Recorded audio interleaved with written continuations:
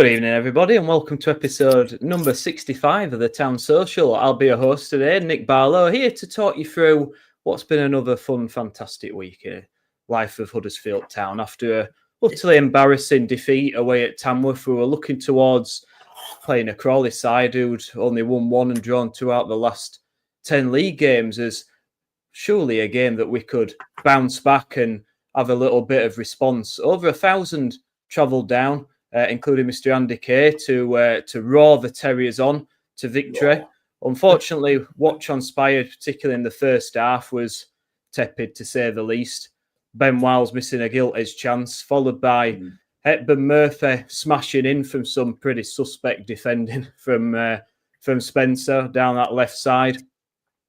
But Town came back into the game, and equaliser from Healy from a corner got us all dreaming of a very rarest of beasts, a Town win after coming from behind, only for Anderson to dampen our spirits further shortly after. But Town, in credit, came back again. Herbie came finishing off a decent move, and it looked like there was only one team in it after that, but unfortunately Town just couldn't find that third goal.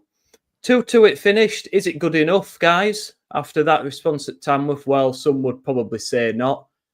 Some might say, well, it's another unbeaten league game. We'll find out.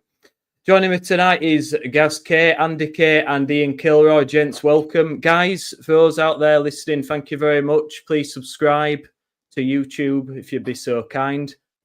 We are doing a signed shirt giveaway. So when we reach 1,000 subscribers, we'll pick someone out at random, and you could be the proud owner of the signed shirt from the 2000. I'm going to go to. Gaz is shaking his head. He ain't got a clue. Still haven't researched. Gaz is giving it away. I was hoping you weren't going to ask me. But yeah, get your comments in, guys. We want your opinions on this because there's quite a lot to dissect in this game. It wasn't a boring game, was it, guys? There's quite a lot going on. Some were more upset than others at the result. I'll put my toothpenny in. But Andy, you were there, mate. You went down to witness it. Just before we go into the nitty-gritty of the game itself, you know, what were your sort of overall thoughts on the atmosphere in the stand and watching the game unfold? Did it feel like the lads had given enough after that Tamworth performance? Yeah, it was certainly more better in terms of the atmosphere. There's a lot more singing, a lot more encouragement. They still seem a bit hesitant about going anywhere near. There still feels like there's this disconnect, probably driven by Tamworth. But they were a bit, obviously, you're not going to get super excited about drawing, no disrespect to Crawley, because it was a real good experience going there, and the people there were brilliant. It's one of those old-fashioned places, you know, really good. But there still feels like there's that disconnect there. But atmosphere was good, yeah, great turnout. I was well surprised when I got there about 20 to 3. I thought there'd be plenty of space on the terrace, and there was hardly any there. All sort of like the sort of a U shape. We had some in the seats over here. The worst thing was it was a dry away end. The funniest bit was at half time. There's like a gate that's separating Town supporters from the Crawley supporters, and there were some of the Town lads that were begging the people that were queuing for a beer in the Crawley stand to pass beer through, and they weren't having it because they were winning at that stage. But please, can't we have a beer? No. So that was probably the highlight, to be fair. But yeah, I think great following. It was a great day out. Me and my son went for a proper day out, and yeah. But in terms of football, it was all a bit meh. Second half was much better than first. You could see there was a. You'd obviously, but why took my stuff when I would talk about the game. First half, everything that Radulovic did just didn't seem to work to me. So I was surprised for him to stay on at half time. I thought if anybody was going to go off, it was going to be Radulovic, but he took Marshall off instead. Well, we'll talk about the various frailties that we've got with passing the ball from one person in a blue shirt to another blue shirt as we go along. But yeah, it was a great day out. I really enjoyed it as a day. Again, lots of people said this before. It's a great day out. Sometimes spoiled by the 90 minutes of football. Probably wouldn't say spoiled, but it wasn't the best. Good, mate. Gaz, I mean, we set up, surprise, 3-5-2. It was no real shock, I don't think, in the team selection, apart from maybe, as Andy says, Radulovic. And we'll get on to individual players later. Mark Harrison's commented on Herbie Kane starting to look like the player we thought we'd signed. Yeah, I'd agree with that. And I would agree. I think he's coming into his own a lot more now. Looks fitter, sharper. His passing's great. So I'm excited to see what he brings. But I think the game started a bit meh, as you said. It was a bit dull, really. Not much happened. I think the first major talking point, though, is the chance for Ben Wiles. And Miller puts a fantastic ball in from the left-hand side. And it comes to Wiles, and you're just thinking he's going to slot it back into the keeper's right-hand side, into the far corner. And he just sends it straight at the keeper. I mean, Gaz, that was as gilt-edged a chance as you're ever going to see, isn't it? Well, it was, and I don't think we'd started that well. I thought we were really scrappy the first 20 minutes. Obviously, you were in the ground, Andy, so you might see that different, but it felt really scrappy. It was broken up.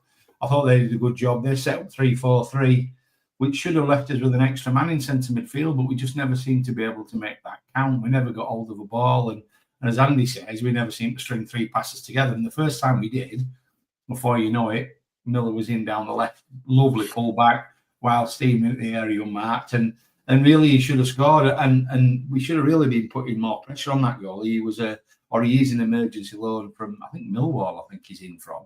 Yeah. And because I do these I had a quick look at his Wikipedia while we were watching the game, and the bloke's 28. 10 years he's been a professional. He's only played 48 first team games. So clearly we should have been picked on, and we should have been trying to drop the ball on him and do what we did. And he made a really good save with his feet. In fairness, I mean, wow, you can argue whether Wiles missed it or he saved it, but I thought it was a really good save with his feet. But that then seemed to be a bit of a turning point in the game. They seemed to pick it up a bit for me after that. Certainly, the run up to half time, then they were far more the dominant team. Yeah, I would agree. Yeah, I mean, is it fair to say, again, people talked about intensity at the Tamworth game. We looked a bit like we didn't want to be there, I thought, at times.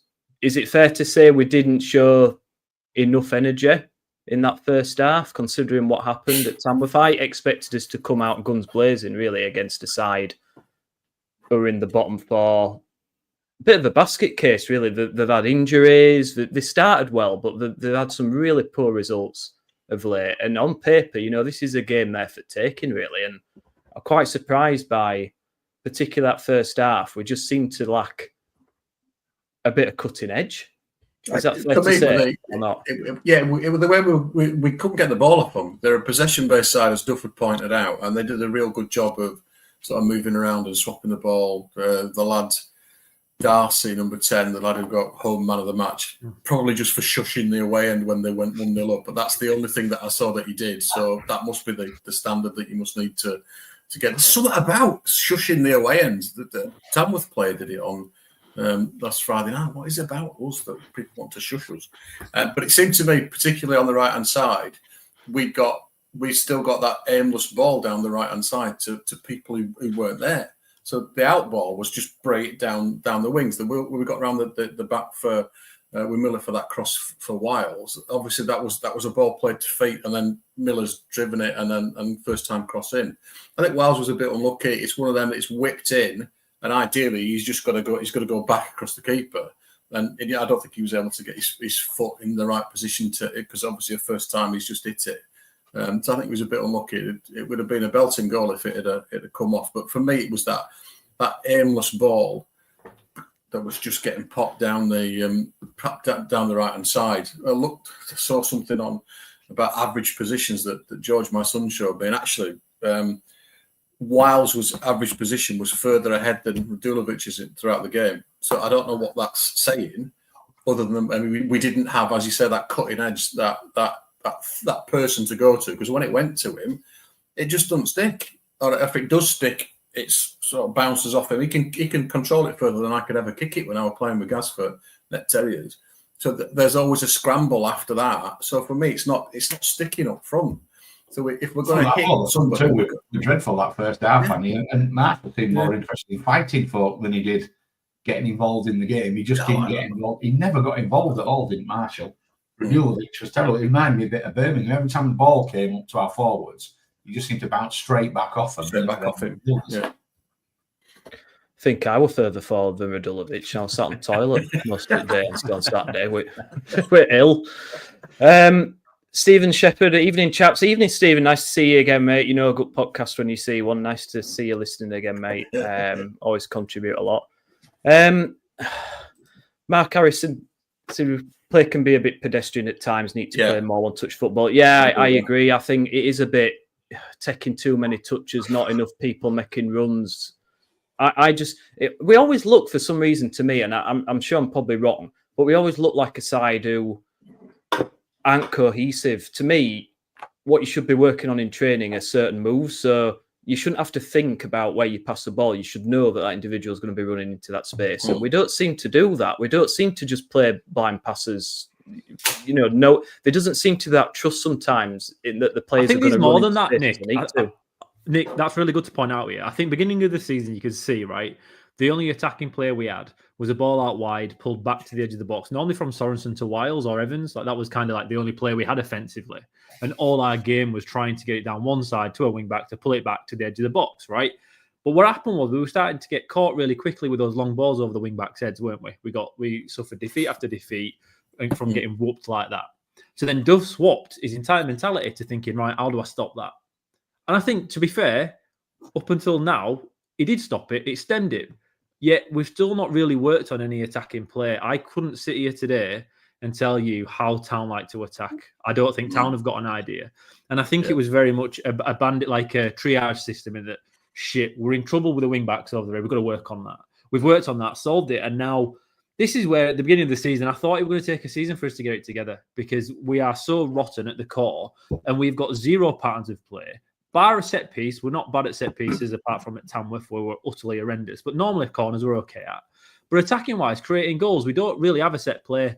The only thing I did notice, and we're there when you're saying Wiles were further forward than Radulovic was in the first half, Radulevic's playing as a false nine, isn't he? He's dropping really deep to try and get that first ball from either Kasumu or the defender's feet because against Tamworth, Lees and Pearson kept pinging it so far and so long. It never came back. It never stuck. So the difference against Crawley was Radulovic was dropping deep to try and play the ball off nicely to the side. He didn't do it, but you can see that was a bit of a change there. That's what we're trying to do. And I think that's why Duff's persisting with Bojan because he's probably the only guy he thinks that can do it. Whilst he's doing it shitly, I think he's seeing it as that's the only option. I was quite surprised that Ladapo wasn't at all anywhere on Saturday because I thought against Tamworth, okay, you've got to consider who we're playing against. I thought he was the better of the striking options that we had. And I thought if he was ever going to be given a potential opportunity, Crawley would have been that chance. I thought, if you look at the game as a whole, it felt like Crawley put in the perfect away day performance. In the kind of first 20 minutes are always frantic. I never pay any attention to what happens in the first 20 minutes because everyone's fit. Everything's fast. There's no real patterns of play. No one's made that first adjustment yet where they see a weakness, where they see a one-on-one favourable where Miller might be able to get down that left-hand side, so we adjust it. So first 20 minutes are always hard to work out. Ignore that. See how the game plays out. And from there on out, Town more or less controlled the game if you don't look at where the goals came from and you don't look at how the scoreline went. It wasn't bad. It wasn't. I just can't sit here and absolutely criticize the entire 90 as a performance because realistically, if Wiles scores that chance, it's a routine win for me. The problem is bigger than just the performance, though, isn't it? We know the mental frailties that the squad has, and now simple errors aren't covered by experienced pros in the back line in Pearson and Lees when it came to that first goal that we conceded after Spencer jumped in. And we just switch off. We just switch off in really important moments. We pay for it, and we don't quite have enough in us to get back in again because we mentally fall apart again. There is a positive to take from this game. Jumping ahead after I said we shouldn't. In that we've come back from losing situations here and taken something. It's important to know Crawley are 23rd in the league when it came to form before this. Joint worst goal difference conceded. We didn't look like we could score very much, even though we kind of dictated the pattern of play. And they've scored so few, yet we've still given them 2 goals. This game should have been perfect for Town after Tamworth to go into it with a similar kind of performance required in that you knew it were going to be tough because you knew Crawley weren't going to play expressive open football. They might like possession, Andy, but there's different ways to have possession, isn't there? There's possession at the back when you're just concentrating on not giving them the ball. There's a type of possession game football where you're passing it around trying to create openings so then you can attack it when you find it. They were just trying to restrict us, and it worked perfectly. If you want to challenge at the top of the league, you have to find ways to win these games. But the problem Town have in that first half, you could see it, is that we just switch off in moments, and it's like the sky's falling in once more, and we have to cut these stupid errors out, because the first goal, the opening goal for Crawley was shite by Town. You can't defend like that at any level for a second. It's inexcusable. Spencer's dived in. Now, you can argue Pearson should have won the ball first when he's pushed high into midfield before he's played it off. And he could have taken a foul there to stop it, which you would have expected him to do. But he hadn't. Spencer's jumped in there. It's a 50-50 challenge. I actually don't blame Spencer too much going in there, because he should have cover. At no point should he be facing a guy one-on-one there who can run straight through to goal, and Tom Lees hasn't adjusted to cover in case that thing happens. Spencer loses a 50-50. He's gone through, and he's got no cover. We've got experienced centre defenders that should be able to get there, and no one did. It's exactly the reason why we, at this moment in time, can't be a player in the top two. It shouldn't have been a surprise, though. I think that Hepburn Murphy and the lad on the other side, the number 7, they were lightning. They'd given us problems before. I mean, there was one where that Force got the ball on the edge of their box, and he sprinted to the edge of our box. We couldn't keep up with them. So it shouldn't have been a surprise if they drop a ball in behind, they're going to turn us and they're going to be quick. So I was disappointed at Spencer jumping in. That's not the first time he's done that, and not the first time it's cost us. But I'm with you. As the ball gets into the box, Tom Lee stops, because I think he assumes the bloke's going to cut it back. So Lee stops to try and stop a cutback, but what he left then was between him and Chapman, a massive gap for the bloke to just curl the shot into. It was mad. If he just kept going, the bloke would have played it off him for a corner. It was crap defending all around that goal. Yeah, I thought it was really poor actually from Spencer. I think he's got the pace on. He's got the pace to stick with him. He's going nowhere if he keeps him wide. At the very least, he holds him up long enough for people to get back. But by diving in like that, knock him out and take a yellow. Yeah, well, either, but he like Bambi on ice, didn't he? Just flailing himself. It got nowhere near it, and I mean, it's a shocking goal. And like you're saying, they're not a high scoring team, Crawley. They've got a bit of pace, but that's pretty much all they've got. It's a decent finish, actually, to be fair. I don't think, Chapman can't really do much about it. It comes out, he stays on his feet as long as he can, but it's a good finish into far corner, to be fair. And we're going in at half time after that at Tamworth, losing again. Yeah, and Andy, how was it? Yeah, I was going to say, Nick. I was going to say, what was the mood like in that stand, mate, at half time? There were lots of moaning and groaning, and I think they got a bit of a boo off. I don't remember it being that particularly toxic. It was almost a resignation, really. That it was all right. Here we are again. We lost last week, and that song didn't come out. But around me, they were more interested in trying to get some beer through the fence from Crawley fans than really the result that was happening on the pitch. People weren't particularly happy. My mate Bojan, the Hugh and Chris bag, was getting a bit of feedback, but it was just, oh well, here we are again. So I didn't feel it was particularly toxic. It was more, and that the thing is, when you're resigned to the fact that you might lose to a team that by 20 years ago weren't even professional. When that's the psyche on the terraces, maybe you've got a little bit of a bigger problem than people being effing and jeffing like they were at Tamworth. Maybe that's an even bigger problem. But yeah, it was.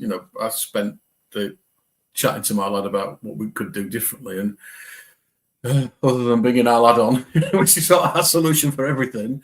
It was just like I think Karen said that we haven't got a pattern. Yeah, I don't know what we're going to try and do with the ball. You could see some stuff in pre-season that they got certain patterns sorted out, and the ball would go down the line inside to the player who's played it, and he'd carry on. Nobody seems to be carrying the ball forward at any point. There was one point first half, I think it was first half anyway, where Lees had got the ball, and the pressing forward was like Lees is here, forward's here, Chapman's here. He's played the ball back to Chapman, and Chapman's played the ball to him, I think, or Chapman's played the ball to him first. And instead of turning into the space that he got, which is probably about 10 or 15 yards of empty ground to go into, he's passed it straight back to Chapman to hoof it. Why are we not getting the ball? I mean, I hate this football bollocks on the half turn in the half space and all that. That's just, I don't get that. It doesn't make sense to me. Why has he not just turned and carried the ball forward? Probably because he's scared to do that. He's scared of losing it. I think that the reason that we are so pedestrian, like somebody's put in the comments, Mark Harrison, we can be a bit pedestrian at the time. I think because they want to retain control as much as they possibly can and make sure it's all perfect, and that slows everything down because they're scared to mess up because they've messed up so many times in the past. That immediate thought is, not how can I create something here, but how can I keep myself safe? And that's where, for me, we've talked about this before, but there needs to be. We asked stuff about culture reset and all that type of stuff in pre-season. I don't think we've done it. So there's a bigger piece there for me about the mindset of this. Just seem scared to try and play expansive football because what happens if they mess up? They get booed. Which everybody seems. And the thing is, and Andy, you're right though. At half time, watching that, right? I ain't seen Town once this season play a different way at any point of a game. So it's not like you can even sit there thinking, all right, we'll chuck him on and we'll totally change the way we're playing and see if that works. And you don't even have to change formation. It's not about that. It's the how you play. It's the overlaps, there's all sorts of things you can do. But honestly, with this Town team, I've never seen us be so one-dimensional. And I don't actually think it matters what form. When we changed from having two attacking midfielders with Evans and Wiles, with one sitting that didn't work, and we went to two defensive midfielders with Kasumu and Hogg at a time, or Hodge, and then Wiles or Evans as a 10. That was a change that did work. It just gave us better balance and better protection. But bar that, I've seen no change whatsoever in any system or within a game. I've seen no adjustments where we've been targeting a weak link on one of the sides. It's just a real lack of change at all. And I don't know why it's like that. I can't ever remember us being like this. I suppose you could say under Wagner we played kind of the same way, but we're winning games, so that's a very, very different argument. It just, even as a fan watching it, like you say, there's no real hope or expectations of things really changing. And I can't ever remember being here. And at half time, that's what I was thinking watching that. I'm thinking, how are we getting back into this? And how were you? I thought Bojan was embarrassing. I really don't. The only thing I mentioned previously on this, in that it does drop a little bit deep to that false 10, maybe that false 9 role. Maybe that's the only reason he gets to stick on, because I don't understand why he didn't get taken off against Tamworth first. Danny Ward got hooked before Bojan did. Yet Radulevic's had so many chances and failed to score with so many opportunities. I don't know why he keeps being given extra license over everybody else in the team. It seems very strange, because he's not, to me, an answer to any question that we need when it comes to playing up front and scoring goals. But Andy, just to back up your comment there, it just feels like going to half time. And like you say, you can't even say, well, what should we change? Because I don't know, because we've never seen anything change. In the game, I think one thing that did change was when Kasumu went off, Kane dropped in and played in front of the back three, and we suddenly seemed to be creating a bit of space in centre mid, and he was pinging it off and playing it out to the wide men. So I thought that was slightly different for the last 20 minutes. But other than that, we were pretty rigid. Other than that, let's be fair. I mean, the Bojan thing, I'm starting to wonder whether the bloke genuinely thinks in his head he's too good for League One. Honestly, I do this whole, he didn't rent anywhere, he was convinced he was going in the summer. He was surprised to still be here. You know, I mean, his interview when he did the press conference was a bit embarrassing, really, wasn't it? I mean, he looked like a bloke who would rather be anywhere else than in that room talking about Huddersfield Town. And I've seen nothing, and in the game he plays in, to tell me that. But I mean, his closing down on Saturday was absolutely pathetic. I mean, he wasn't even running; he was just sauntering between player to player, back round to another player, back to another player. But by which time they'd already laid the ball off 5 seconds ago. And guys, that's really annoying when at the beginning of the season we had Karoma at times and Marshall really pressing hard and high and is getting chances and goals from it. We have to utilize that press, a high press, because we can't play through teams. So when Bojan stood there doing that, like you say, guys, not pressing, it's really frustrating, and it has to hamper the entire system. Yet he doesn't seem to want to change it. No, I can't see Radulovic playing in the next game, but then again, I couldn't see him playing against Crawley, and then he'd been ill the week before. Then he was he was a 3 out of 10 against Tamworth. That's probably being generous, and he still got selected while you've got Healy and Karoma on the bench. I'd rather you give Healy or Karoma an hour and then bring him on, because it doesn't affect the game at all in any way. And and people say, well, he's got a goal now. Hopefully that'll spur him on. He looks like a bloke who don't give a shit. Yeah, and we'll always forgive the shit blokes who do give a shit, but when they're shit and they don't give a shit, then that's you're going to get pilloried as a town player. That's probably it, Andy. That's probably it. He doesn't seem to fit the style of football that town fans have a real affinity to. And it's important that it's not silly. It's not, well, fans just need to get over it. No, once that connection's there between players and fans, it really helps the playing squad drive on. And I hope that is something that the powers that be, the people that make the decisions, are watching and seeing from this, in that when we have the right players that showcase what we think represents the club, everyone does better because of it. Because for me, at the moment, like you say, with Radulovic, it doesn't seem to be hitting that just yet. Characters off the pitch, grafters, runners, that's what town fans respond. It's exactly the same with Billing. He were great at times for us, just smash one in from 40 yards. But a lot of people didn't like him. They didn't take to him because they thought he strolled about on the pitch, not looking, because that was his style. It wasn't that he wasn't trying, but it was more of a languid style. And I mean, I'm not really, I don't want to sound awful, but Stephen Shepherd's put here like Bojan awful, needs shifting on in Jan, and Steve B's put Bojan doesn't chase or harry opposition players, a luxury player. Well, I mean, I wouldn't go as far as to say luxury, but I know what you're saying. Yeah. I don't like to be too harsh, just in case the old players are listening. You know me, I'm too soft really, and I've always been a bit of a secret fan of Bojan, wanting him to do well, but he's really let us down the last couple of games. He's looked god awful. He doesn't run, he doesn't tackle, he doesn't lay it off as well as he used to do. He doesn't really head it, doesn't anticipate any balls into the box when he should be doing. So I think it's a matter of time. I wouldn't be surprised to see him go in January. Yeah. I think in an ideal world it'd be Marshall, Karoma front two, but Karoma's obviously clearly not. He's not fit, is he? So it is what it is. But Freddie Ladapo, I'm yet to be convinced, in all honesty. I've not seen much from him to convince me that he's going to be the answer, but I guess he's an option. And is he going to be any worse than Bojan? I would argue no. So at least he's done it at this level before, though, Nick. Yeah. Ladapo has scored goals and can score goals. The thing is with Bojan, if you're playing like he does, which is nothing like the ability of Haaland, but Haaland does very little apart from score. Kane does very little apart from score. Bojan does very little but doesn't score. So you can't have him in your team if that's. We don't create enough chances to have a luxury like that. I think we've tried to play him into form, but it's just not working. And I think Marshall's been made a bit of a scapegoat here based on the work Bojan isn't doing. It's Marshall that seems to get blamed for everything.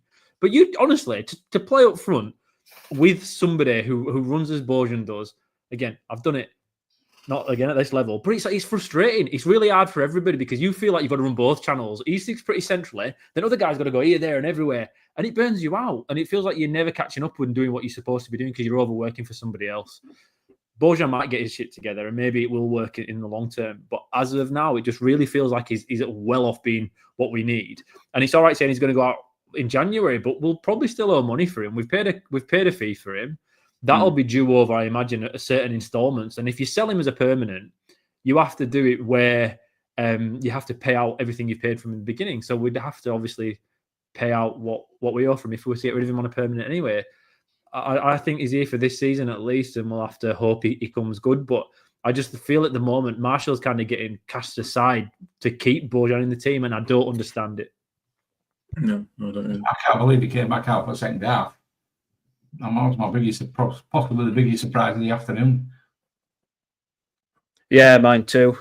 Stephen, I compared him to Haaland as well a few weeks ago, from the sense that he does fuck all outside the box, but if he's in there to finish, but he ain't even doing that, is he? So he's, I can't even really say that anymore. But yeah, it's a shame, but it wouldn't surprise me if, Karoma gets back fit. I think if we brought like a Joe Taylor in, someone like that, him and Marshall, him and Karoma, it'd be a different story, wouldn't it? Someone who's just all running, but we don't really have that at the moment. Mark Harrison said Healy thinks the best all-round forward we've got. I wouldn't argue with that. But especially a point about his fitness, as usual. There's always a caveat at Town, isn't we? We don't like to sign complete players. We like to sign, if they've got good points, we like to sign them who will get injured all the time. And unfortunately, Reece Healy's been more on the treatment table than on the pitch, hasn't he, since he's been with us. But let's talk about him, guys, because second half kicks off. He comes on for Marshall, and we get a corner. One of the only corners we play into the near post. Great flick on header, and it's 1-1. I thought it was a really well worked corner. And Crawley, I mean, I think they concede quite a lot of corners, and so that's must have been something that we targeted. And great to see one of them come off. Yeah, it was. We couldn't have been any worse, could we? Against our corners against Tamworth were embarrassing. Honestly, they were without doubt the worst set pieces I ever remember being a Town fan. Corner after corner after corner, straight down Sing's throat. Of course, we've worked on them this week. You're right, Nick. Crawley conceded 11 out of 25 goals from corners, so we were always going to have a bit of a sniff on a corner. It was a nice work. It's a well worked move, isn't it? It's a nice move, front post, straight back across into goal. It's really really nice, and you have to be able to score goals like that in League One to achieve. And it was really nice for Healy to get, like I say, after being through his 58,000 injuries or whatever he's had for his even just this season. It's nice for him to get off. We just need it. We were good in the Championship there. He could score goals last season, but he just got injured again. And now we need him. We need him fit for a run between now and January, because we need him before we can recruit something else. But if anyone could have scored that goal, the best one for us was Healy. So it was a great start to the second half. Yeah, keeper helped us by trying to kneel on the ball rather than actually save it. I thought the goal looked like he just sort of fell over and didn't know what to do. So it wasn't a great piece of goalkeeping, but he just made such a difference in terms of the energy. He seemed just to be harassing their defence a little bit more than Marshall had been. I mean, like you said, Marshall was just trying to get into fights, but he wasn't particularly effective. So I think we need to keep him to keep him fit. He's the one. Karoma, God bless him, on his birthday, wouldn't it have been great to get a couple of headed goals, but a proper couple of 50-pence headers off of him. One of them that was like the one that it was a Gusto, whatever it was, that missed for whoever it plays for, Chelsea today. Like 1 yard out, should have just put the nut on it, and it just went off here into crowd. And then one he's managed to almost trap his own toes with as he headed it down, and then it's bounced up and keeper's turned it over. So he might have to do a bit of work on his heading skills in training this week. But yeah, in terms of effort and energy, everything went up second half for me. And Kane absolutely bossed it for me second half, with everything that was good that we did came off him. He was busy. And I think he deserved his goal. I think he got a bit of a deflection, but it was a cool, calm finish. Nice. Was it his chest? Was it laid off by Spencer or Miller off the chest? I can't think of many chested assists we've had in the past. But yeah, it was and they were really starting. They were really under the cosh, to use that horrible cliche, in the last 10 or 15 minutes. And I don't know, have we left 2 points out there because we just weren't clinical enough? Wiles had a really good first-time shot that just went a couple of feet over the bar that could have nestled in top corner, but it would have been an absolute belter if he'd pulled it off. And when they brought Helic on as well, there was possibly a case if we were just going to be, or like the Alamo, just banging it on the top of their defence, because they were creaking. They just kept putting it out. We needed Tommy Tonks, bless him, with his long throw second half. We should have signed him, brought him on as a special teams, because we got so many, seemed to get so many corners over on not corners, throw-ins over on the left-hand side. And Healy's got a long throw, but you want Healy in the box, not taking the throws.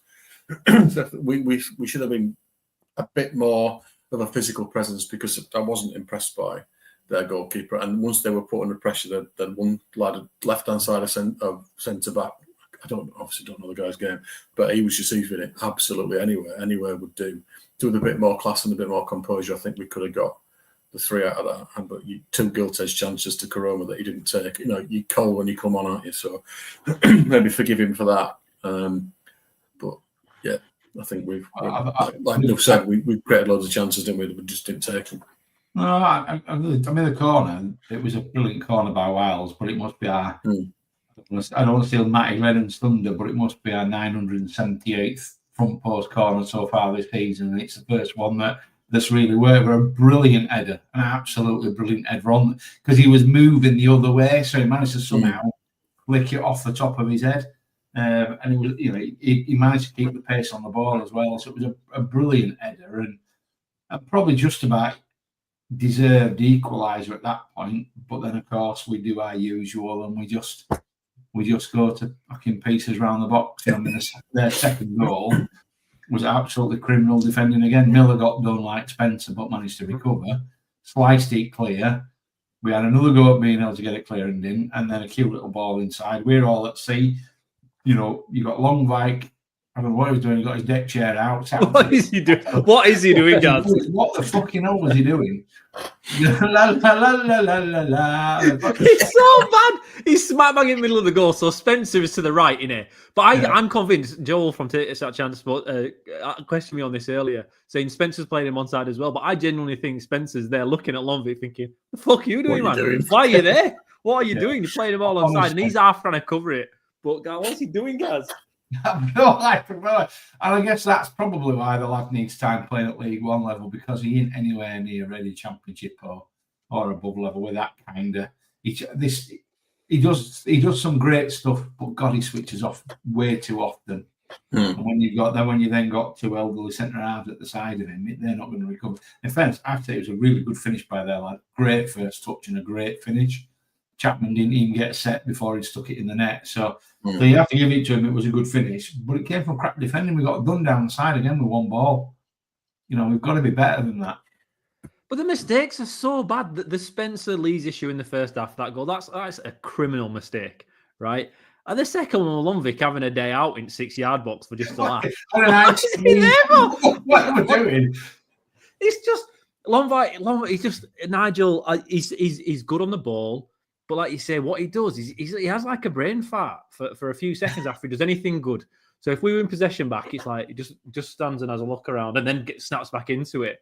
He has a nice pass and normally stands around as a look before he sets off again. Like he just has this delayed response to anything that's happening around him, which is a shame because he's got everything else. He's got his class. He wins his battles. He wins his one-on-one battles more often than not. But we can't make mistakes like that. That's inexcusable. I actually have zero idea why he's walking out there because it's clear he's playing everybody on, and he's just doesn't even seem aware of it. It was a capital mistake, that one, and I just genuinely don't understand how someone who looks as good as he does most of the time can make that kind of error. Because it's not like the ball's bobbled or a bad pass or anything like that. He's just not paying attention. And you're in a professional football game. You can't do that at any level. And it will just. That's town, though, isn't it, this year? That's the thing. We can be good for 95% of the game, but that 5% we're not. We're really, really, really bad. They're not little mistakes. They're big mistakes that are gifting goals away. And we've got to stop it, but I don't think we can with the players that we have at the moment for some reason. And I think Duff must be pulling his hair out as well, because how can you coach that? I feel for him because I don't understand what you can say or try and do to stop that mistake happening, because it were a bad one. It were a bad one. I think I'll be laughing about that till the end of the season. Did Kasumo lose his man? It was 6, Kasumo's man, and he just let him go. So that obviously didn't help. It felt obviously we were right down the other end, so you could just see all this, and behind the goal as well. It's difficult to pick up what's really going on. So we'd no idea that Longvik had got his deck chair out, as you put it, and then set up camp with his camping chair and his foldable table and his glass of wine. But yeah. Kasumo just like oh right, he's got Liberty Gibbet, he scored, so he could have done a bit of a better job there. I wondered if that was one of the reasons that he got hooked, because he'd not had his best game. His form's dropped off a little bit. He was absolutely first name on the team sheet 2 or 3 games ago, but last couple of games he's not been at it at all for me. So that's why they brought Milado on. Yeah, just disappointing. And it was so soon after we'd sort of got back in it, hadn't we? We were like, oh my God. And then thankfully we managed to get back in pretty quickly. But that could have been, that would have been very interesting in the way end with 5 minutes left to go, 2-1 down away at Crawley, a long trip, a dry away end to not improve our spirits. and that would have been interesting if we'd not got back in it sharpish. But yeah, and I think for the final quarter of the game, we were head and shoulders the best side. They were hanging on at the end, but fair play to them that they did what they needed to do and kept us at arm's length. I can't think of that apart from the Karoma headers and the wild shot that went over the bar. There was a bit of scrambling around, I think, in the box at one point after maybe a corner or something, but I don't remember much else of note. So there was talk about getting Hellick up, but when Hellick came on, we were in the ascendancy. But why not just bang him up front? But that obviously would have been completely against Duff's principles. He was never going to do that. You wouldn't want to risk somebody in that situation coming back from an injury and getting to play in a completely different position from the one that he normally plays in.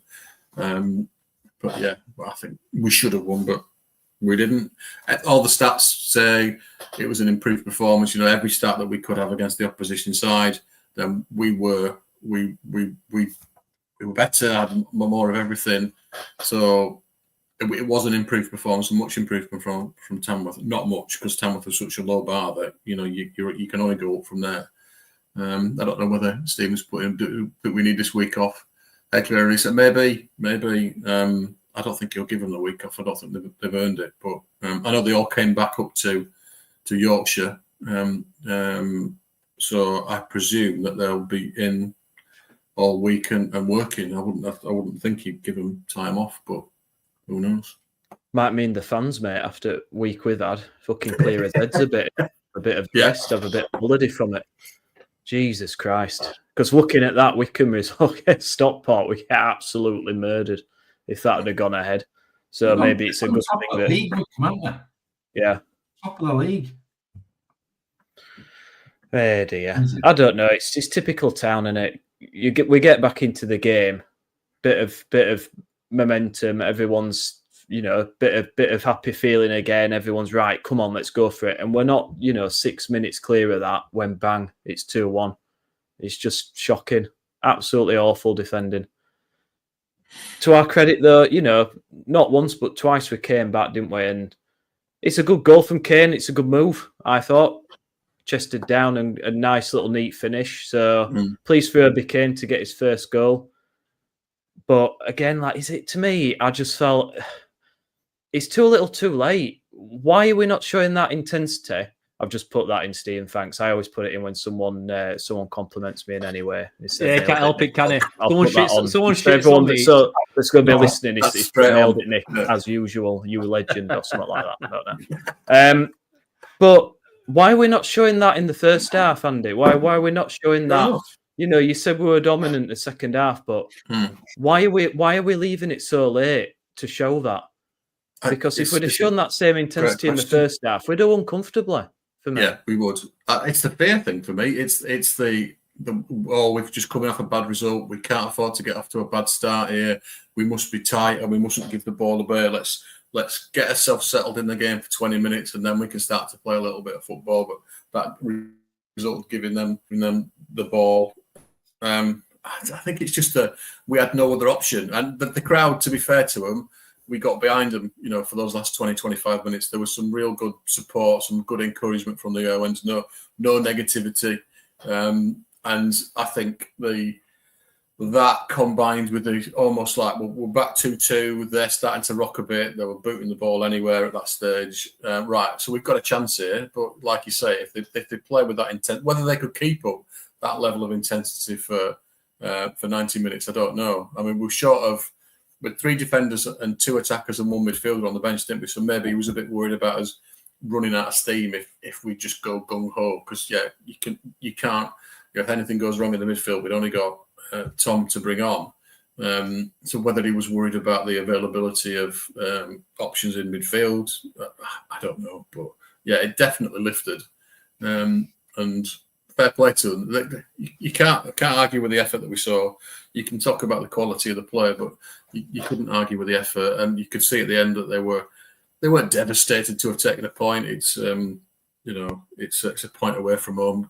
Sometimes you've got to for me, Park, who it was against. The worry is that other teams will go there and win quite easily, but then we've got for me, like we beat Bolton 4-0 away from home. Not everybody's going to go there and going to take 3 points there. So there might be a bit of balance there. I don't know. Just trying to look for some bright spots of something to click on. Oh, Andy, we got to win this game. This game we've got to win. Look, Crawley had 3 centre backs fit, and they played them all. They had no one else fit. They've got an emergency goalkeeper in. They beat Lincoln a few games ago, but by that they've won about 1 in 9 or something. I think it is in the league. They won the first 2 and then were awful and beat Lincoln. They were shite. They were awful form, and we've gone down there and played all right, but gifted them goals to give them a chance. And thing is, it ends like that, the game, because they have to work hard. We're a better team than them. They've got to work hard to stay with us, even if it don't look like it on the side sometimes or watching it on TV. We had most of the play. Second, I think, was 68% possession, I think. And it's hard work chasing the ball. Remember, a draw for us isn't great. A draw for them, with the form they're on against us, is really good. It's like a win, because it would have been unexpected. So they're defending the point like we're trying to chase 3 points. So, of course, they're going to sit deep. And Kane's goal was great. I thought it was a fantastic finish, cool and calm. And it's good to see him back fit. I think the issue with when he came back after the summer, there's been words about, I don't know if he's not in the right shape, I think. Duff said something regarding Kane, that he wasn't where he should have been when he came back after pre-season. Could have been injury, might not have been. But whatever it meant, it's clear to see now that he's kind of there. I thought I love Josh Koroma. This is me jizzing over Josh Koroma again. I like to chuck this in every couple of this and Ben Wiles. But Koroma's on for 27 minutes, has 3 chances, should have scored 2 goals, and we're all trying to say he's not a striker. Yeah. On everyone on that pitch, I'll go through the stats here just to back me up, Nick. You can put on everyone that says you're great, Nick, no problem. And every time someone calls me a shite, you put that straight up there. So I'm going to go through this and talk about our strikers, right? Josh Koroma, 27 minutes, 2 shots on target, 1 shot off target.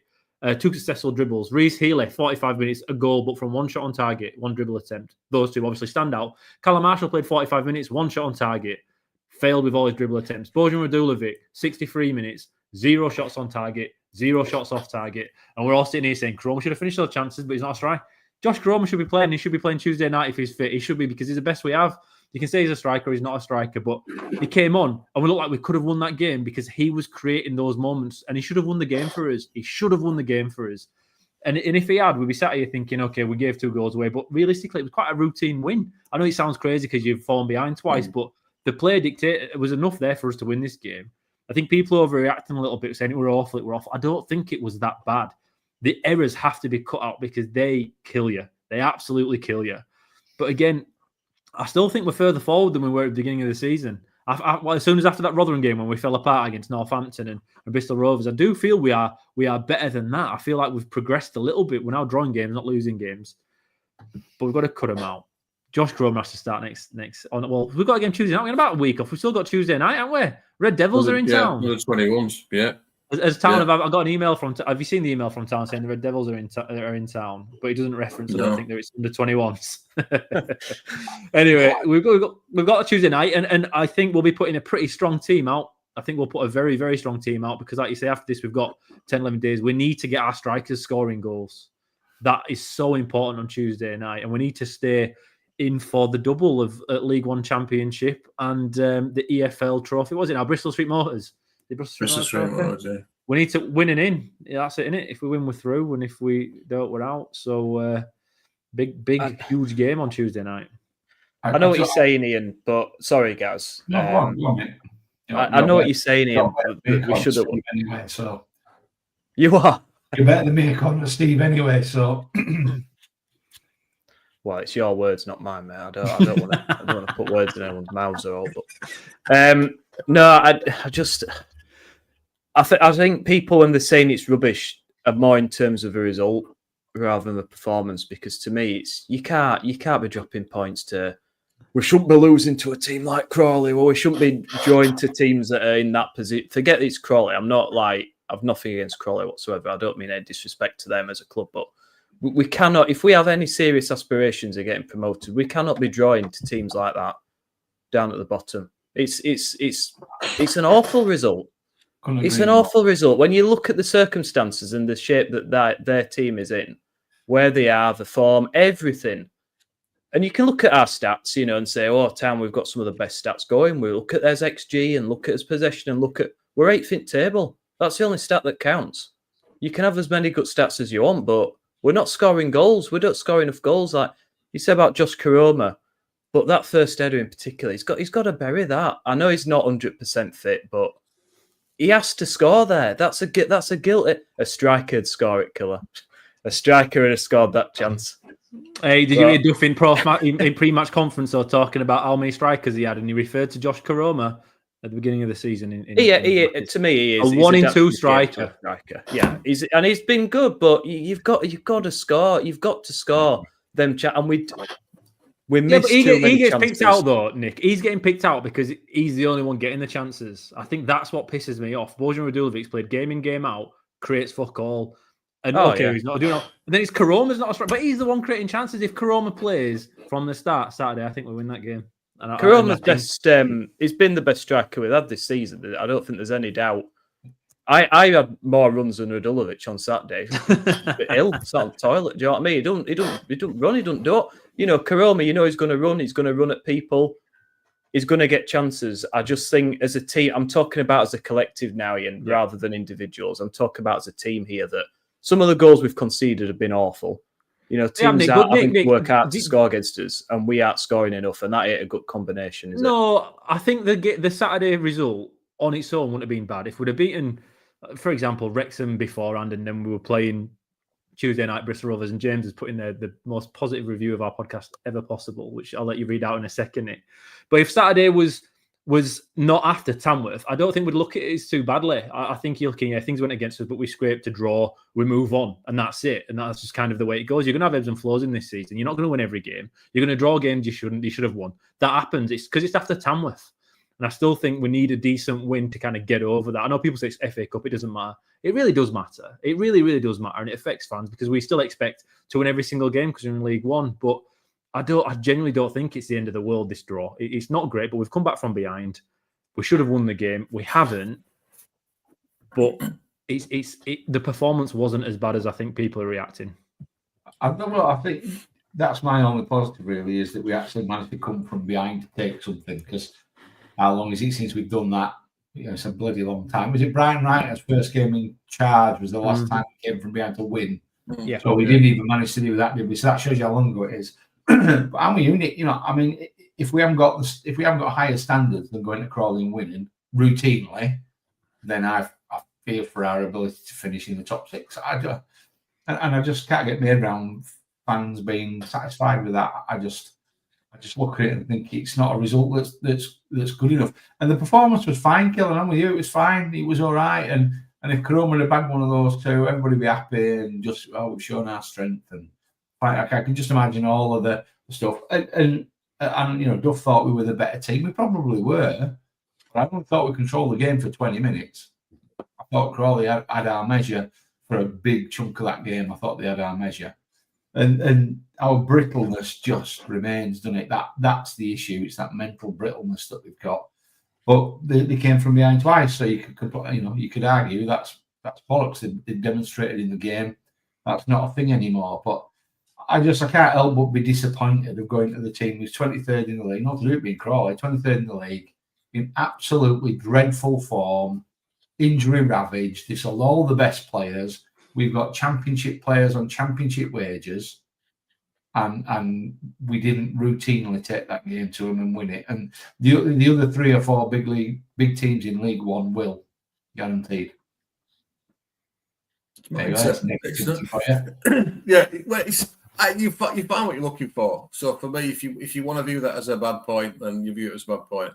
If you want to look at it in isolation of it's a point away from home, and I would certainly hope that we would hammer them at home.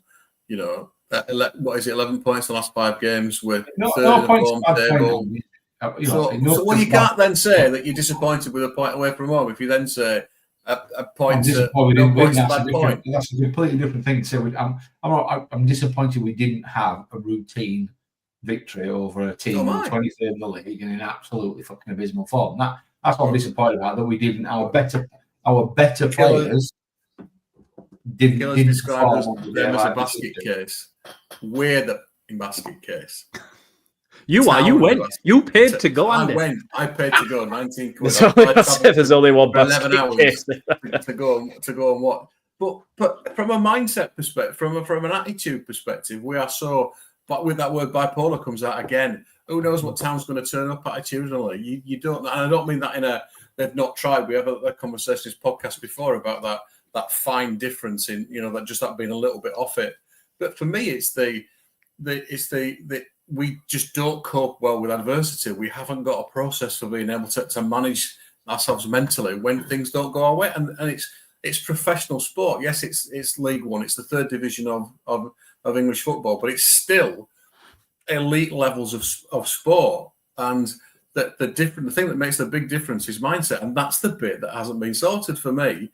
That you can try different tactics and all that type of stuff, but we've still got the majority of that team from last season who are still scarred by everything that happened last season and the fallout of Brighton Wright and all that type of stuff, and playing in a losing team. They've got used to losing.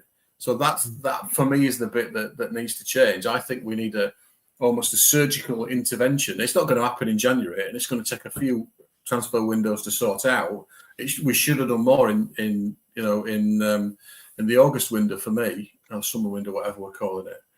But we are where we are just because we're called Huddersfield Town. We've got a collection. We could be called Manchester United. We could be called Birmingham City.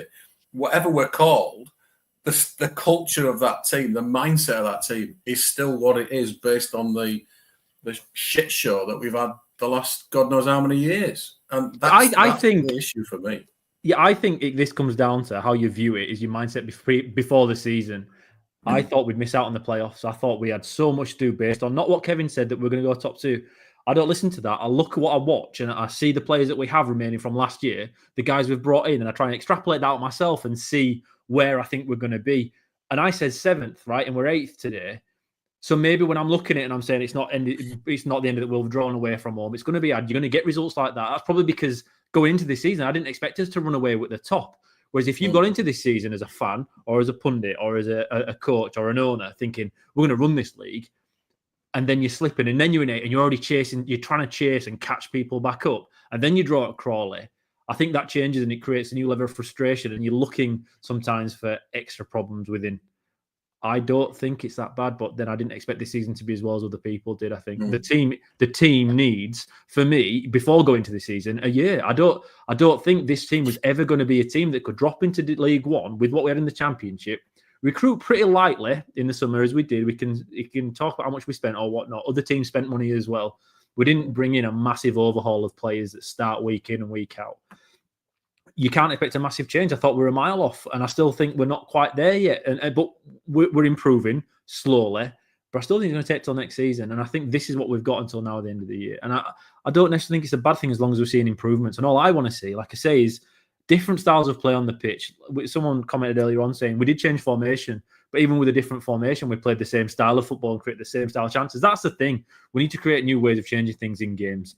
That's where I want to see works upon, because I don't think we can change the players until January or even in the summer. And these are the problems we're going to have, because like Andy said, the players have mental issues when it comes to certain situations in games, and it's going to take time. I don't know where I'm going with this, but I just think it comes down to the perspective you had going into the season in how frustrating you're taking every single result. Because a 1-1 at Crawley, a 2-2 at Crawley, each taking a point, isn't the end of the world. It's those stupid mistakes that is. Yeah, it depends on your mindset. I mean, based on that, I guess, guys, what the question I would ask is, what are your aspirations for this season then? So if we finished, I mean, we're 8th now, we're 7 points off the top 2 already. It's only November. I think the top 2 has gone for a burden. I don't think we're ever going to be a top 2 side because we're just not consistent enough. That's not me being ultra negative. It's just calling it as I see it. We don't win enough games consistently to be there. I thought we'd maybe finish 5th. I thought we could go in the playoffs, have a good go. But there's a part of me that thinks, this team, like you say, it needs major surgery. It needs culling, this squad. And if we went up, would you have any confidence with the squad we've got if we went up that we would sustain a challenge up there in that first season? Probably not. So what are we saying then? So what would you... So would you be happy for us not to go up this season, to write this season off, build, and then have another go next season with a stronger squad? Or is it, no, actually, we need to be doing better this season and go into January and let's get this done now. Let's get this sorted out, get 4 or 5 new players in and go. What would you take? What do you think we should do? I really, I still think we've every chance of making the top 6. The league it isn't that great, this league, is it? Let's be honest.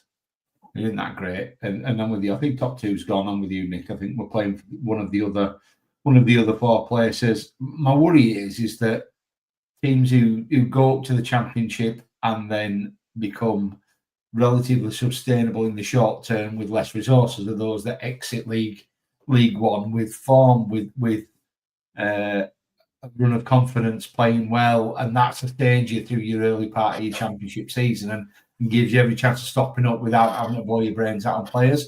The other issue is the longer we stop in League One, the sooner it's not called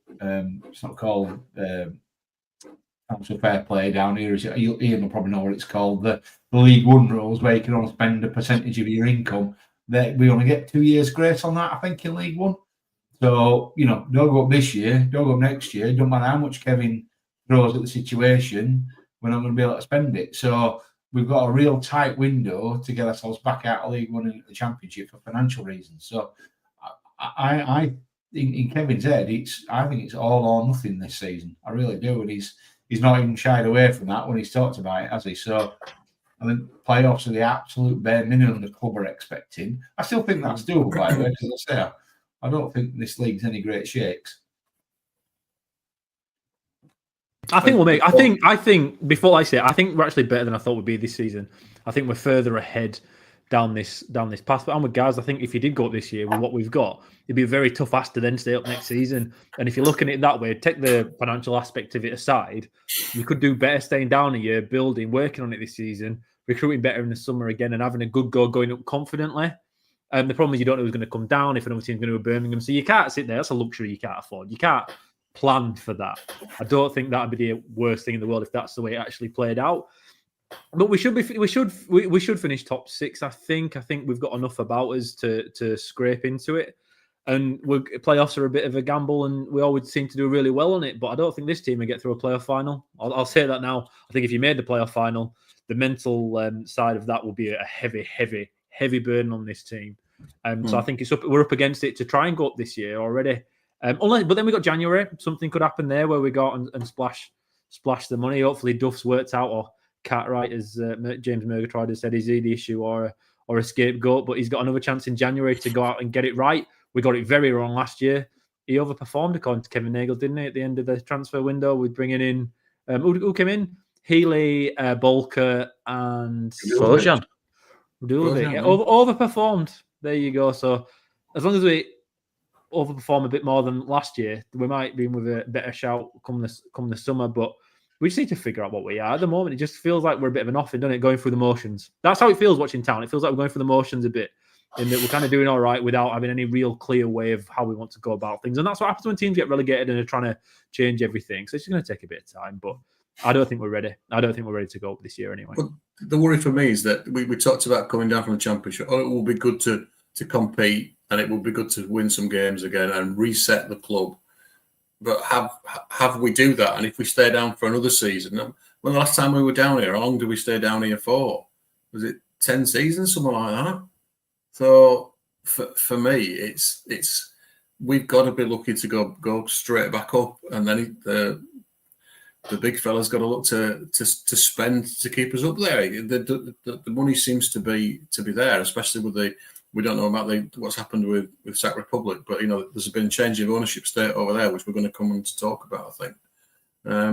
But for me, we've got to at least. I think we'll get playoffs. I think I agree with Nick. I think top 2's gone. Who that top 2 is, Birmingham and one other, who knows? It never thought in a million years it'd be Wickham, but fair play to them. Are they clear at the top now? I know Birmingham have got a game in hand, but they're 2 points clear at the top. Fair play. And it's probably a good thing not to be going there on Saturday, to play them while they've won 6 on the bounce. And yeah, we've got 11 points from the last 5. So you could argue that we're in league form as well, but I think it's, the Tamworth hangover is going to be a lot longer than just a loss in the FA Cup for me. That's because for me that's just embedded the scar tissue of last time. That's just a mark about there's a lot of contracts out in June. We might have to have a reset anyway. There's probably, hopefully they'll be looking forward to that. Is Cartwright and actually sure a scapegoat? My view, scapegoat. This stuff about Bezic's, he's not employing Bezic's employees. If you look at the state of the people at the club, there's hardly anybody there from that agency. I don't know the stats, so I could be talking out of me. You know where, but I don't think he's the issue. He's not kicking a ball on the pitch, is he? It's the scared people on the pitch that's the problem. Just the lads he signed, Andy. That's all. It's just the lads he signed. All right, but he didn't. But Alfie May, it's not Cartwright that's gone. Actually, we're not going to pay you double what you're offered. Joe Taylor, he's not responsible for Luton going. Actually, no, you can't have him now. There's so much involved in signing players. It's not just we're going to have you, and then he goes, "No, we're not having you." There's so much more to it than that. So maybe his little black book isn't as good as we would want it to be, and maybe we could improve on him as a director of football. My view, I think he's an absolutely archetypal scapegoat, and there's way more to it than that. And the number one thing for me, I'm banging on about it again, is the psychology, the mindset in that team. And that hasn't been addressed. That hasn't been altered. And that's he's director of football. I'm doing that his fucking job. He's director of football isn't making sure that things like mindset and psychology of football players is managing that the manager has what he needs to deliver. That since he's been in, we've been I got warned by my Stoke mates. He was a shyster. He almost ruined Stoke. Since he's been with us, we've been relegated. He spent an absolute boatload of money for Championship and League One level. And can you tell me we've got a better team from that spending? I don't think we have. So, is he a scapegoat? Yeah, possibly, and he is, because unfortunately it means that the players don't have to take responsibility for their abject performances at times, do they? I think I saw our mate Lee Morris tweeted about.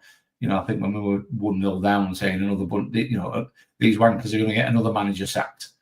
So there's, I think the players are also part of the problem, and Cartwright, unfortunately, the buck stops with him. If you run a department, if you run a company, and your staff aren't performing, unfortunately, the buck stops with the manager, and it's going to be the same for him, innit? And if we need psychology, if we need to change our mindset, and we need to bring people in to work on that and work with the players and make them. You're in training and development, and you bring people in to change people's mindset. Then that's what you should be doing. But I don't know. And that's my question: is he doing that? Are the club doing that? Are they doing things to try and? They gave us sort of assurances in pre-season that that's what they were looking at. Nothing to suggest that's been tackled in any way, shape, or form. That's the frustrating thing for me. I know that they have a sports psychologist with the junior side of things. Whether that's the case with the senior team, I don't know.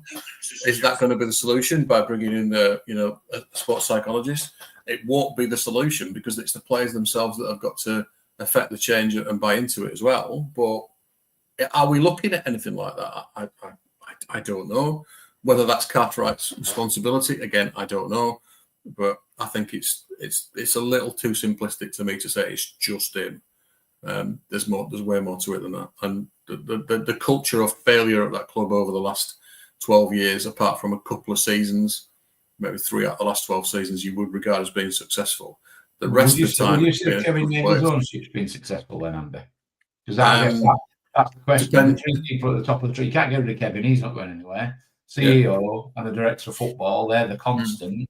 In the last 18 months, I can't see anything really other than the ground looks a damn sight better. Certainly the football side of the business, nothing's improved. We've not created we've not bought any players of incredible value. We're not generating any incredible value for our players. I mean, I still can't get made round. Coventry paid £5 million for a donor. But he was here before Kev came to town, wasn't he? So has it been a successful start? No. I think we get the infrastructure of the club is getting better, and that's the thing that he could directly affect quite easily, I guess. So he's done the he's gone for the quick fixes to a certain extent, although it's not it's not a quick thing to paint the stadium, but he's making it better. I think they're trying to improve it off the pitch. Has it been successful on it? Absolutely not. But I think you've got to give the guy time.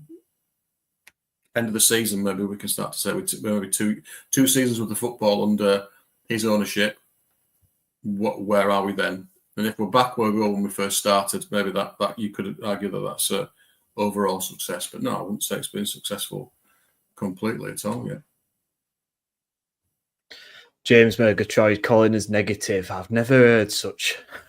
I've never been so offended, James. You get more positive than on here, mate. But the thing is, like, it's how you look at it, isn't it? And look, I think when you're looking at the tenure, I mean, you look at this season, we're one of the worst positions we've been in for league terms for 12 years. We've crashed out of nearly every cup. I mean, if we lose to United, to Man United under nines or whatever we're playing it, we'll have got knocked out of every cup by mid-November. You know, with a squad where we've got umpteen injuries, we've got next to no chance at top two, and it's only November. So you could list off umpteen negatives, you know, but I suppose you could also look at it. Look, we've got an owner that he clearly cares. He wants to do his best for the club, and let's be honest, the alternative, we could have been in administration or God knows what. He's taking us on. It's going to take him time to really get to grips with it. It always was. It's not easy. I think he's trying to do the right things and improving the ground. He's not afraid to put his hand in his pocket. Yeah, I think they've made mistakes. My criticism, I agree, Andy, that, look, Mark Cartwright is the head honcho, isn't he? So you're always going to be stood up to be shot at when you're the lead man. But you can't forget that there's a team underneath. It's not just him making these decisions. Yeah. There's a team of recruiters, analysts, and it's not just one person making these decisions. However, what I would say is, you know, we've been crying out for leaders for umpteen seasons. And last season, it was abysmal. The attitude stunk, no leadership.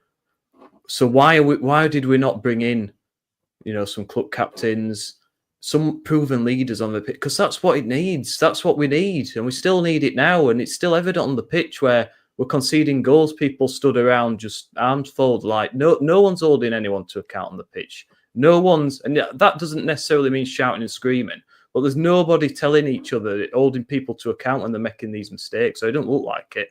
And even Michael Duff, when he's questioned about it, he kind of sort of skated around the answer. To me, it doesn't sound like anyone, you know, although we've got this leadership team, it doesn't sound like there's much leadership going on. So to me, that's number one priority in the recruitment. And that's not being addressed. Nobody seems to be looking at that as a requirement, which is a concern to me. Because I think that's what we need.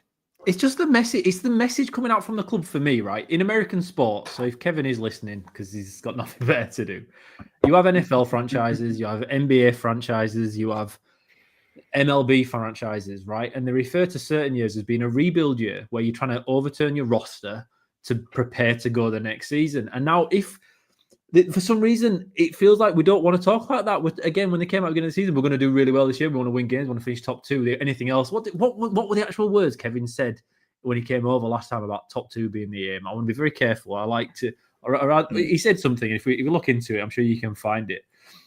And that's one thing, but when we watch what we see on the field and we look at the signings we're making, it doesn't feel like that's the target. So it makes people target. You're looking at Carrot saying, well, we should be top two. You've brought those guys in. We're not top two anymore. But if the money behind the club going into signing players isn't top two budget, top four budget, I don't know. We don't know. We'll probably see when the accounts come out in a couple of years. Then it's unrealistic to expect him to be able to do that anyway. Guaranteed. It's football. It's hard. I just feel like that message coming out is setting the expectations for fans and it creates more division. I understand they want to sell season tickets and that's probably what drove it in the first place, especially after failing last year and being relegated. Nobody wants to accept mediocrity. I get it. But sometimes you need to, especially when you've got the problems we have, like you say, with the players, you need time to be able to change the culture of the squad. And it does take more than one season and it will take more than one season. The problem is when everyone else from the inside then suddenly after a Doncaster game says, oh, it's not good enough. The standards are better than that or whatever he said before. It creates clash and conflict and it just constantly feels like every single game something else happens and you've got conflict again. And it's coming from all directions. We just need somebody to take hold of the entire club and lead it for the fans. And I don't know who it's going to be. Who's going to step up to do that? If it's Kevin or somebody who brings in or somebody who's already there to do it. But at the moment, it just feels like so many pieces are missing. It's just creating conflict all over the shop. And every time we have a bad result, everyone breaks down into, it's his fault, it's his fault. Whose fault is it? It's just going to take time to sort it out. Maybe they don't have the right guys, but I kind of feel sorry for Duff because, like you say, so many people have come in and failed with these groups of players. So you can't really look at Duff. And I hate 3-5-2. I mean, there's a football coach from Huddersfield I know is doing really well. 10 wins on the trot. Giant killing this weekend over in Barlow Cup with Grangemore says, oh, you knew it were coming, guys. But even I couldn't do anything with his squad because he just can't help himself. So Michael Duff can't be expected to, even if he's persistent with his 3-5-2. He just can't. He needs to be given time. He needs to be given a couple of seasons. Let's stick with somebody and give it a go so they can actually get their hands on it and mould it the way they want to, rather than somebody else coming in and having to do it on the back of the shite they've inherited. If that takes a couple of seasons, then I think we've all got to sit and be patient and get ready for it. Because, like you say, it's a hangover from a squad that's been built a long time ago. And I kind of feel sorry for everyone. I think there's so many problems. I just don't know who's at fault. I don't think you can blame any particular person. One person, yeah. It's all a bit of a mess and it's going to take a bit of time. And I think we'll have to be a bit patient. But then it's hard to expect fans to be patient when the message is coming out from the club. I say I ran my own communications agency for 10 years.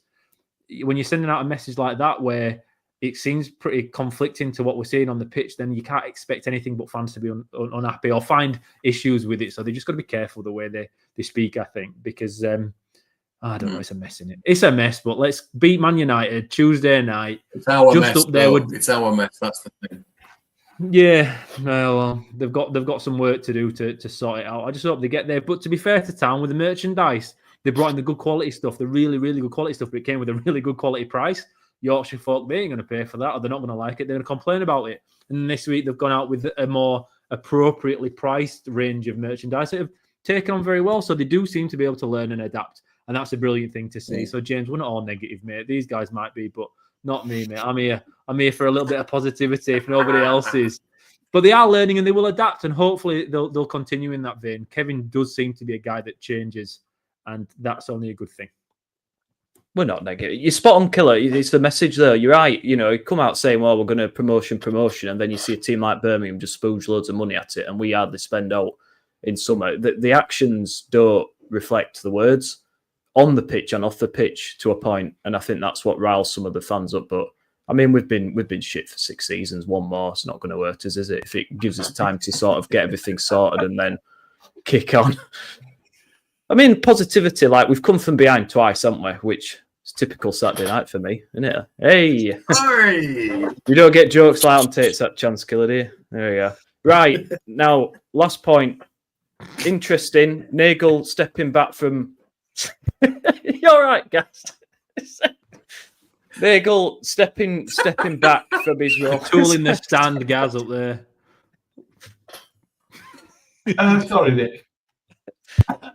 Nagel stepping back from his position at Sacramento. Now, does this have any kind of implications for us at all? Are we going to see a massive, mega £1 billion cash injection into Town as a result? Is it going to make any difference, lads, or not? Personally, I don't think it'll make any difference whatsoever. That is step back. I think that was always his plan to do that, and I think they're both completely separate entities in the way that he runs. I don't really think there's any overlap there. But what do you guys think? Do you think it's any sort of meaningful news or not? It's hard to tell, isn't it?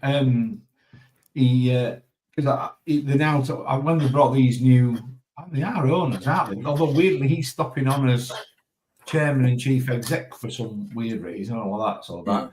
But it looks like it's to fund the ground, doesn't it? Because at the same time they've announced they're going ahead with their new stadium. So my guess is that he either didn't want to or couldn't afford building the new stadium, and these new owners look like they're going to do. So I'm not, if he's staying on as CEO and chairman or whatever it is, that's not going to free him any more time up to put into Town. But whether it does free him some more money up, I guess is the next question. I'm not sure the Sac Republic was worth, relatively speaking, fortunes. I'm sure he's had a few quid, but I don't think it'll make much difference, to be honest.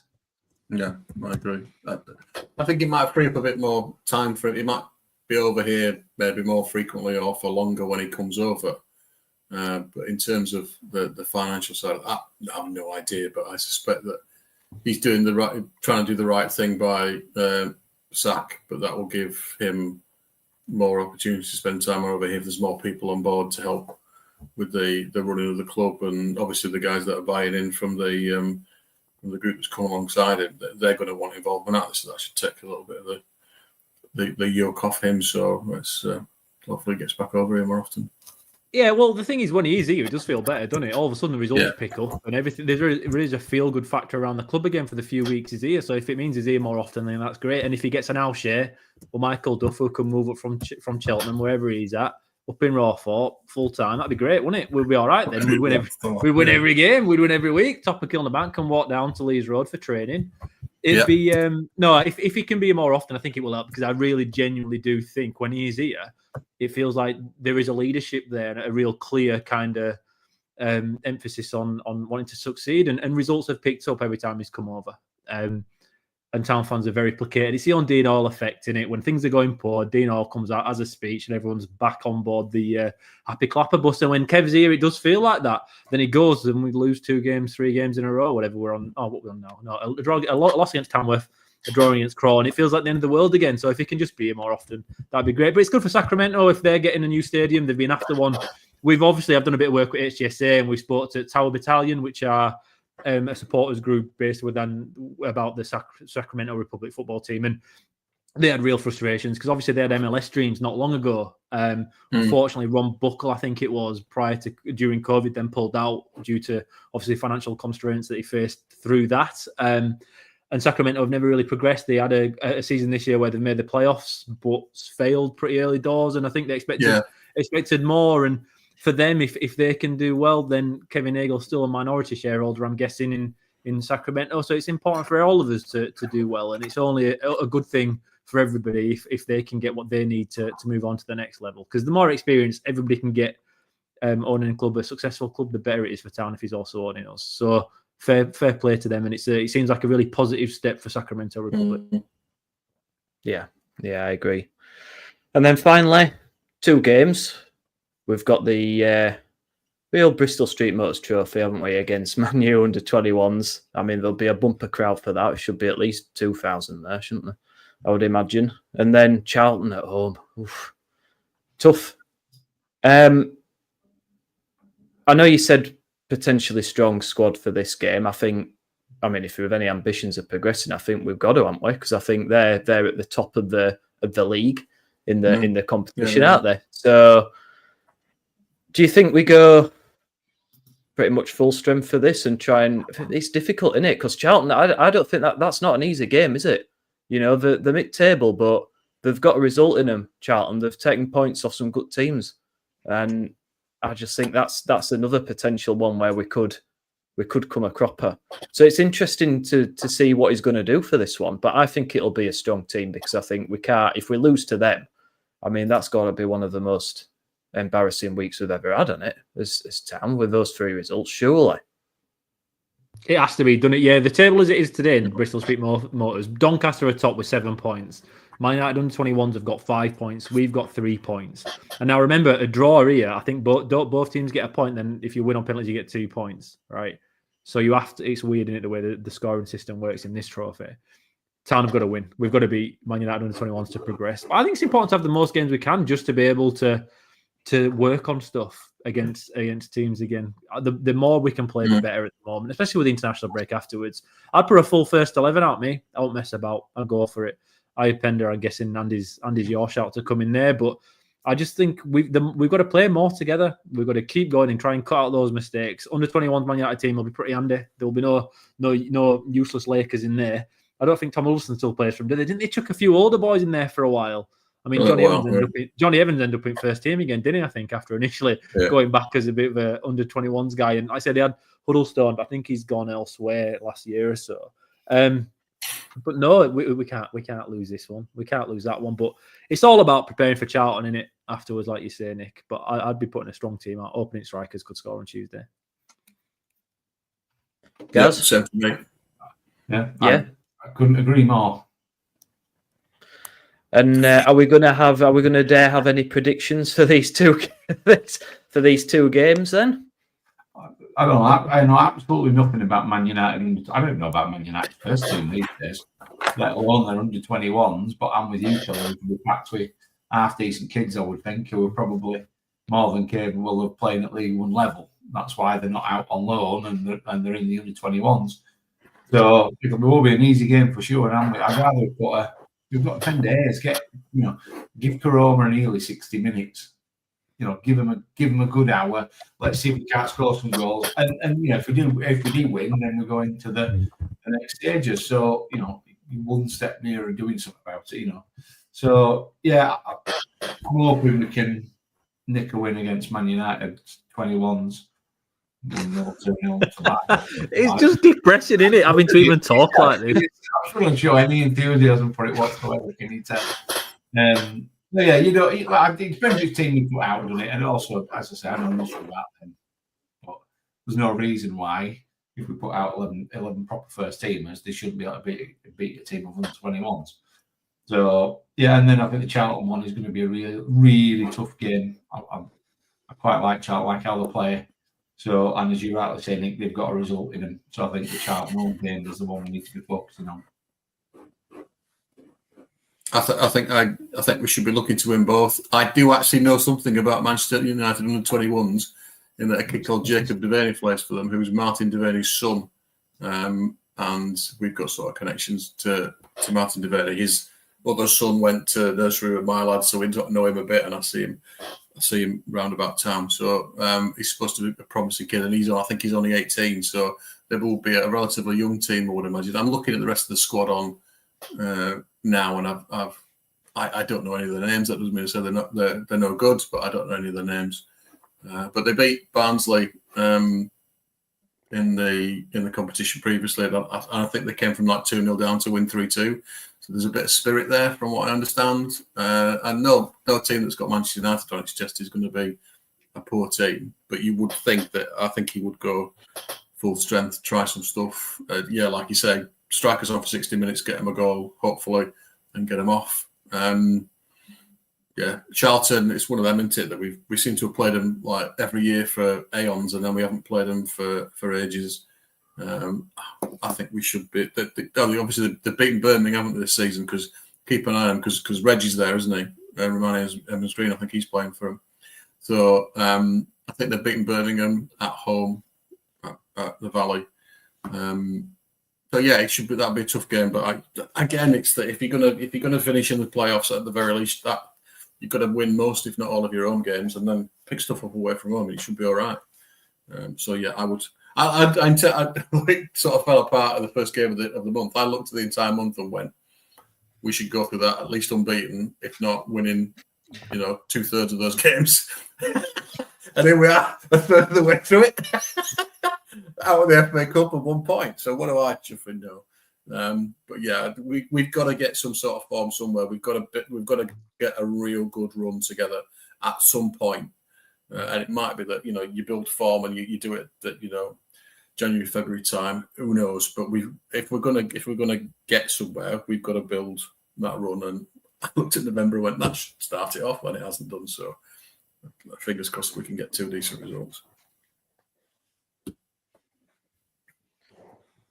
Ian, yeah. I can't wait to see Tom Lees and Matty Pearson chase under 21s from Man United on Tuesday night. Can you imagine if those two start? It's going to be for a tough game. We're going to be a lot of running back in this one.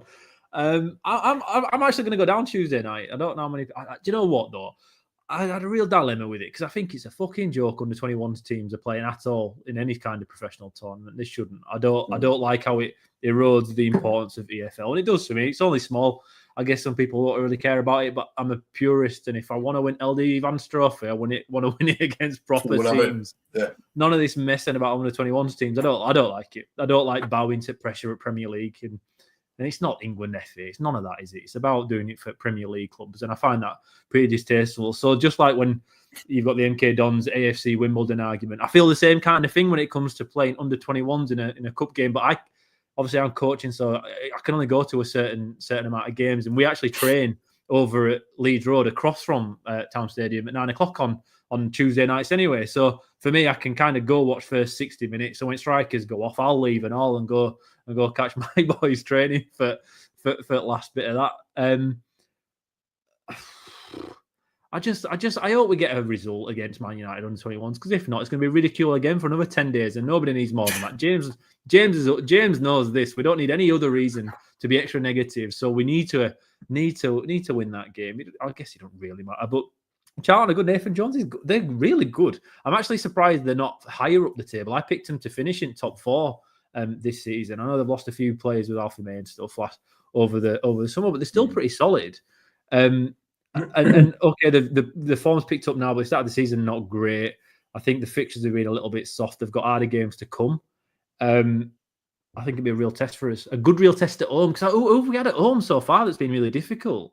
Have we faced anybody at home that's tough? We've had really difficult games away from home. So it'd be nice to see us play somebody at home that's going to give us a real game and see how the fans respond to it. I think it's a really, really important one for how it'll go between now and January. I think a draw. I think the way we're playing now, it's a little bit more reserved than it ever was. I think it'd be a 1-1 draw, and I don't think that's the end of the world either. Again, because I'm stepping back, looking back at it now, I think the season will go. But it'd be a nice test, though. Another one really to look forward to and get your teeth into, and to see where we're at. These games like against Crawley, where they're set up in a specific way that's not necessarily anti-football, but it's more stopping, right? Stopping us playing. Charlton will come and they'll give it a go. They'll give it a go, and we'll see a good game of football. Not quite championship level, but a good League One game of football. And I think we'll really see where we're at. And there's been very few games where we've actually had that opportunity, and we haven't had it at home. So 1-1 draw for me, Nick. 2-1 against Man U and 2-0 against Charlton. I think there we go, Mr. Positive. I think we will. I think we will win the majority of our home games. It's just these results against these, like your Northamptons, oh god, and then this against Crawley, it just really upset me, because you have to get wins against those sort of sides to go. But I think we will win the majority of our home games, Northampton aside. But so here's hoping, guys. Anyway, but I mean, we've done hour and a half there. We've talked a lot, and I guess, look, we need some more positivity, don't we? That's been the theme of it. We need to be more. We need something to give us some more positivity. So let's hope that if we get the result against Man U under 21s, get progressing that, and then let's move on to Charlton. We've got a bit of time to prepare, but here's hoping for a good game and hopefully 3 points, and I mean it'll be a decent bit of form. You know, it'll be 4 wins out of 6 there. That's not bad. It's not bad. It's a move in the right direction, isn't it? So. Thank you, everyone, for contributing. We've had a lot of comments there. Like I said at the beginning, if you could subscribe on YouTube, that'd be amazing. My name's Nick Barlow. I've been your host. Joining me has been Ian Kilroy, Gas K, Andy K. Thanks, everyone, and we'll be back again soon, hopefully after another 3 points. Up the town. Up the town.